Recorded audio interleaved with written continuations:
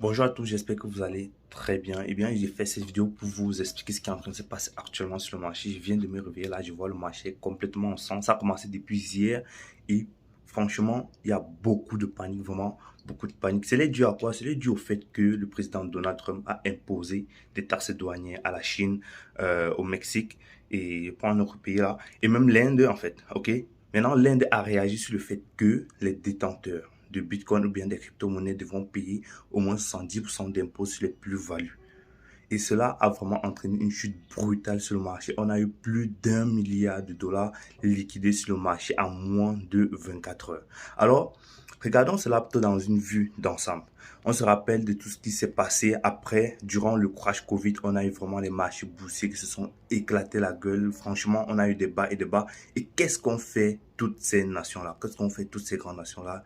Ils ont imprimé de l'argent pour pouvoir solver l'économie, donc pour rendre l'économie plus solvable.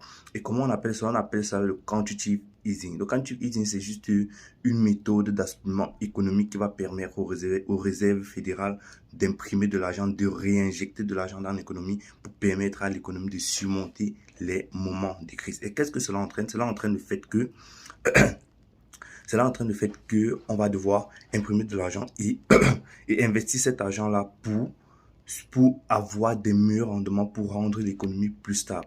Et une fois que cet argent va être imprimé, déjà que aux États-Unis, on est en train de s'approcher peu à peu vers la réserve fédérale de Bitcoin, donc une réserve stratégique de Bitcoin autant pour moi, les autres nations vont s'y lancer parce que l'impact économique sera tellement violent qu'il va falloir trouver un moyen de compensement assez élevé. Tout du moins, c'est mon pari et c'est mon point de vue. N'hésite pas à me dire dans les commentaires ce que toi tu en penses de ce qui est en train de se passer là. Donc, c'est mon point de vue et là, en fait, je pense que c'est un très, très bon point d'entrée pour les projets ayant des fondamentaux, bien sûr, que ce soit dans le real world asset, la token, le DePIN, l'intelligence artificielle. Vraiment, ce sont des très bons points d'entrée. Actuellement, on est retenu au point des biais market. Donc, regardez plus cela sur l'enjeu global, en fait. Parce que cela pousse peu à peu vers une réserve stratégique de Bitcoin ou bien vers une réserve d'un actif qui va produire des meilleurs rendements pour rendre l'économie plus stable, pour pallier à ce déficit économique qui est en train d'être créé sur le marché.